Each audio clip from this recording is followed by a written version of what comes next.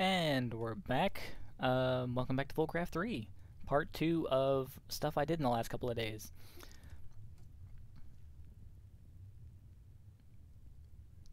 Alright, so we covered the actual additions, the Deep Dark Portal, refactoring the power system, and took a glance at the mob farm. So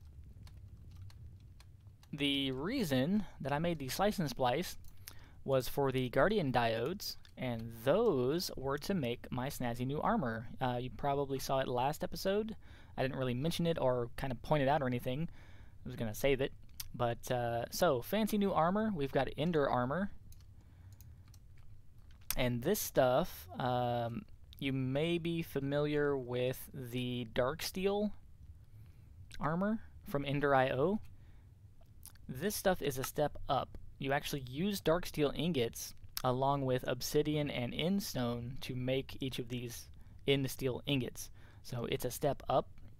It's one tier above the Darksteel.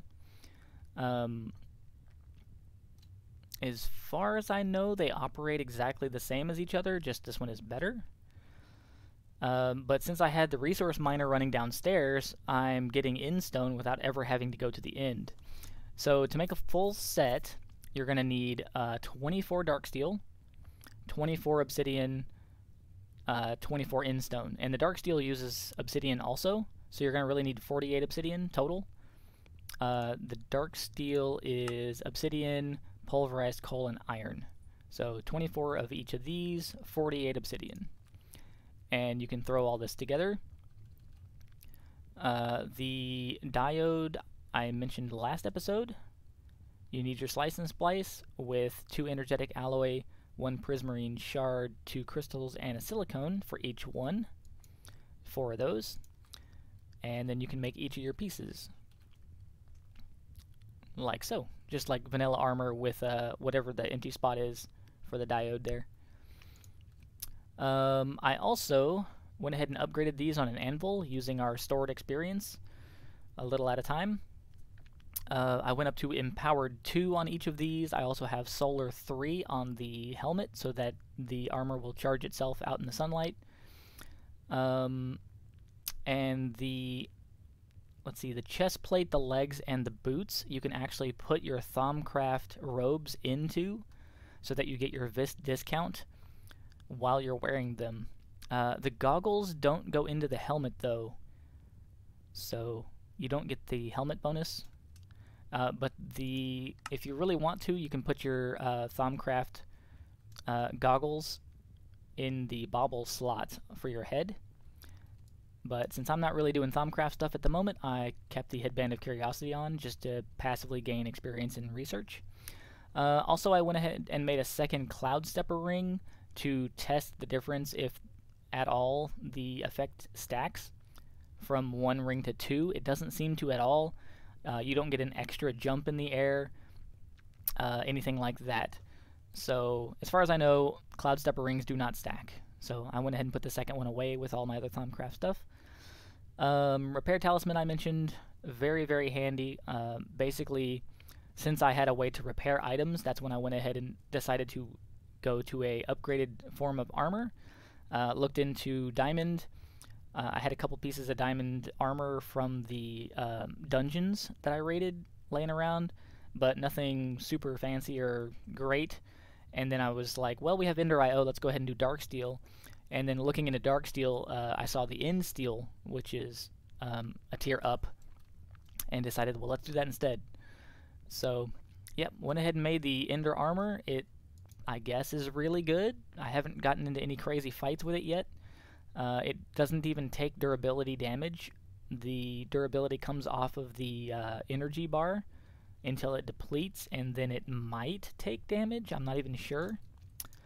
But if you have this and you put the Empowered in it with the capacitors so that it runs on power, it's better basically all the way around. Also, the boots will prevent fall damage with power. So that combined with the Cloud Stepper ring, you basically never take fall damage. I think I kind of want to jump off of the ledge in the deep dark in the cavern and see if I can land without taking damage. We're going to find out, because I'm going to do it. Because I'm not going to lose anything if I die, because all my experience and stuff is going to go in that obelisk over there, and all my items will be in a gravestone directly underneath my ladder when I get in there, so shouldn't be any kind of hazard. Anyway, so if you've used Ender IO before with the powered armor from Darksteel stuff, you know that it has the power bar, and you can usually charge it in these capacitors. Well, the capacitors don't have a slot to put your armor in. This is just a basic one, so I figured, well, maybe the regular one has it down here. This is a regular capacitor bank, so one stage up. Also, no slots. And then I figured, well, I'll make a vibrant one, and I haven't got around to doing the vibrant one yet, because I found out that the power cell right here, these power cells, have this slot right there. And that is where you put your stuff to be charged. So the leggings here have a charge of 62,000, 80, 90, 100, 110, 20, 30, 40, 50. There we go, fully charged. I prefer the capacitor slots better. I prefer them over this method because you can basically shift, click, and drag your entire inventory from your player into the slots and back. And you can do your entire set of 4 or 5 items at a time in the capacitors the way they used to be. I don't know if they just took it out for this mod pack so that you have to build a vibrant one to have that functionality or not, or if it's a permanent removed thing. I haven't built the vibrant capacitor bank yet. I've got all the stuff to do it, I just haven't done it yet. But I'm not sure how they changed it or why, if it's just for the pack or if the mod, if Ender IO itself has changed. We'll find out later, I guess. Anyway, so that's how you charge any of your Ender IO or other items. You just make a power cell. Actually, I have one of the Ender swords right there. I've had this one for a while. I don't even remember where I got it. I think it was in one of the dungeons or one of the villages that I raided. I'm not sure. But this thing is has empowered 3 on it already. Goes all the way up to 250,000. But if you look, the damage is 7 and then plus 3 while it's charged. So it has 10 attack damage. My axe has 12. So I'm not even going to use it. So I figured, well, I've got my melee weapon of choice already, you know, ready to go. The wub axe. So I figured, well, let's work on a ranged option along the same vein as the in-steel armor. You can also make the in-steel weaponry. So there's the Ender Mark II. This one starts at 9 attack damage. I have no idea what it goes up to when it's charged.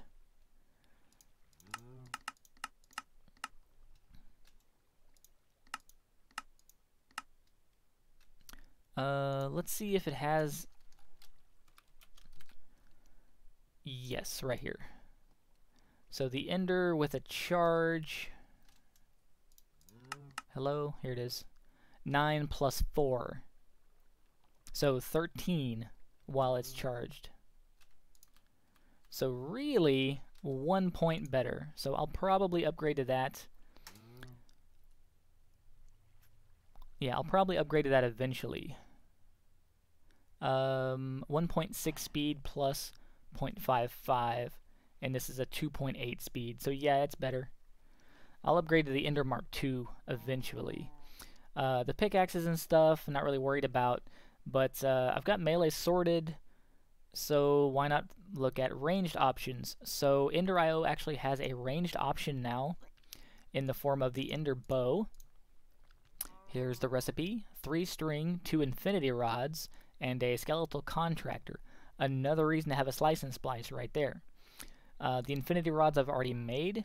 2 grains of infinity, any kind of stick, and then 4 dark steel nuggets. So you can just break down one of your dark steel ingots into nuggets, and that'll be enough for both of your infinity rods to make the bow with. Skeletal contractor, this is what I'm going to make real quick. Go to your slice and splice. You need 2 solarium, 2 rotten flesh, silicone, skeleton skull. Nothing extremely out of reason.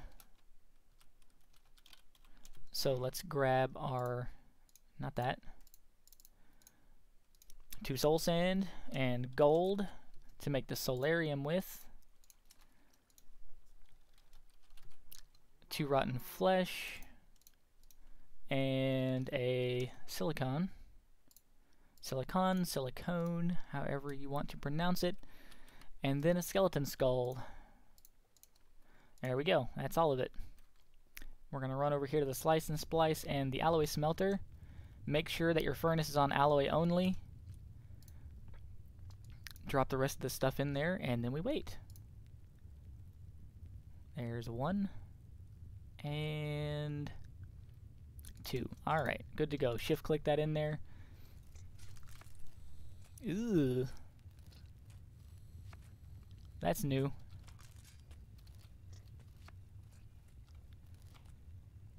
I don't remember if this thing actually used to have an animation like that. I think it used to be like a skull in a box that would rotate while it was working. Something like that.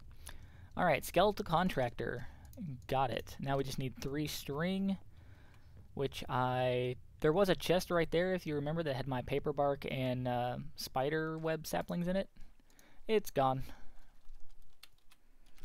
It's all in here now. 3 I can count. There we go. Any kind of crafting table will do. Ender bow. Ta-da. As far as I know, it operates with the exact same arrows. Let's go make our vibrant crystal. I may need to break down another ingot. So the vibrant crystal is vibrant alloy nuggets around an emerald. Yeah, I'm going to have to break down another ingot here.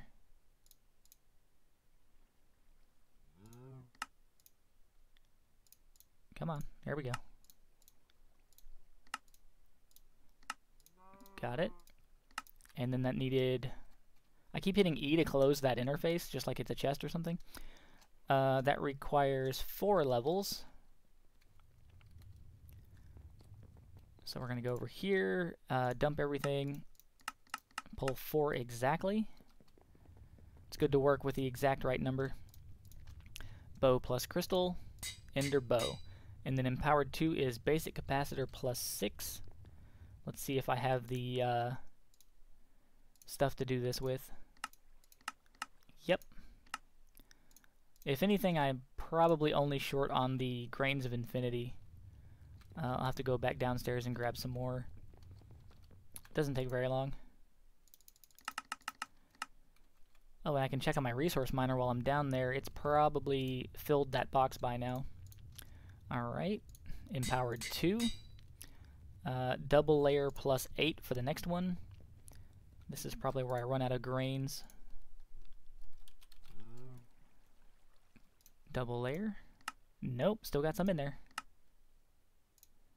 And the next layer is going to be an octatic. Oh, I've got enough for that too. Alright, good deal. I don't know if I'm going to have the...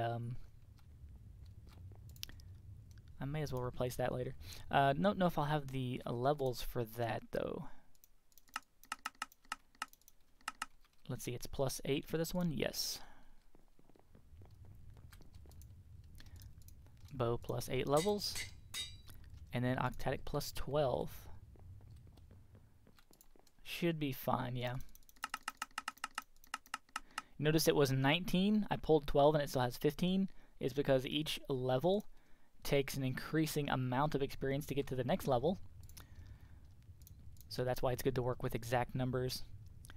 Alright, empower 4. And that's it. 85% damage absorbed by power. So any durability loss it would sustain, 85% of that is pulled into the power bar. Alright, now let's run down here and charge this sucker. It's going to hold 1,000,000 power. No big deal. Go in the slot, please. Thank you.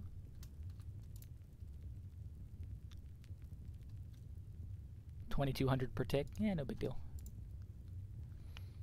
Yeah, it's full. Alright, I should put this stuff away. Eat a cookie. A reward for making a thing. Arrows. Right? It doesn't just have infinite ammo. Okay. Double checking. There is a cactus bow that has basically infinite ammo. Because it uses durability and shoots spines. Yeah, there's a cactus sword. 4 damage, 1.6 on the speed.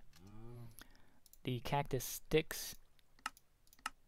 Let's see, it should be on this list here somewhere. I can probably just search for it, huh? There it is. Cactus bow. So this thing, if you look at it, shoots knockback spikes. It doesn't actually use its own... it doesn't use ammo. It doesn't use arrows. But it also doesn't do a lot of damage. So, anyway, there's that. There's all the different cactus tools and armor. Come with thorns too built in. If you're interested. Cactus boat. Wow, that sounds like a bad idea. Cactus cart. Painfully cheap. Yeah, I'd say. Cactus doors. Hoppers. Anyway. Let's grab some arrows. Gee, where can I get a whole lot of arrows? If I can hit O and not the P. 26. That's all I've got in here. The rest of them are in the mob grinder. Got like probably 10,000 arrows out there by now. Alright, middle of the night. No mobs out here because they're all in the grinder. There is something walking around out that way. Let's go over here and find out. What do we have? Creeper, good deal.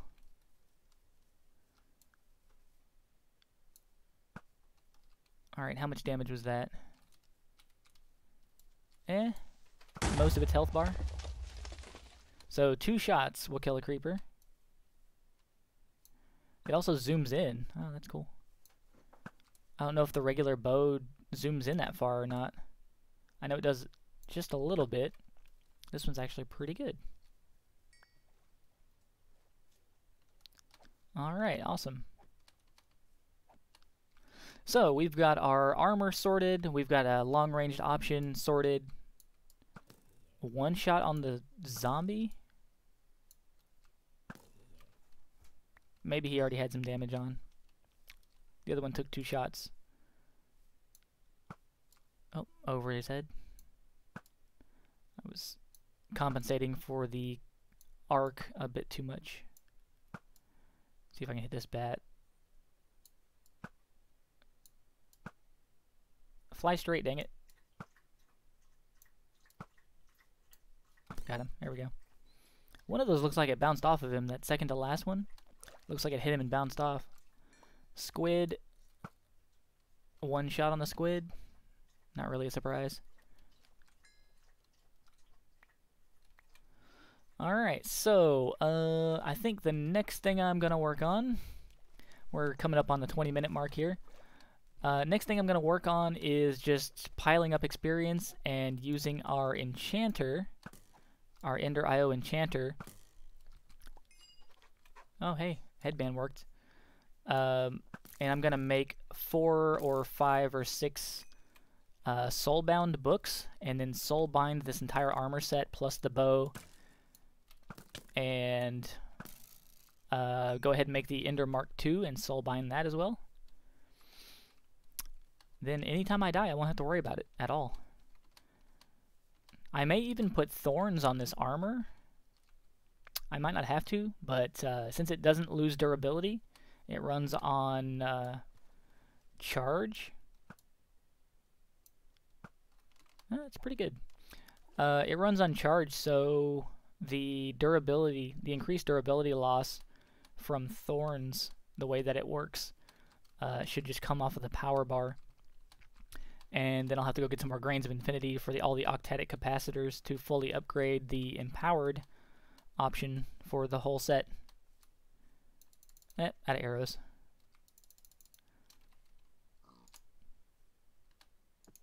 Hiya. There we go. Anyway, so yeah, that's going to do it for this episode. With all of our new snazzy equipment. Thanks for coming by. Thanks for watching. And until next time, I will see you then. Have a good day.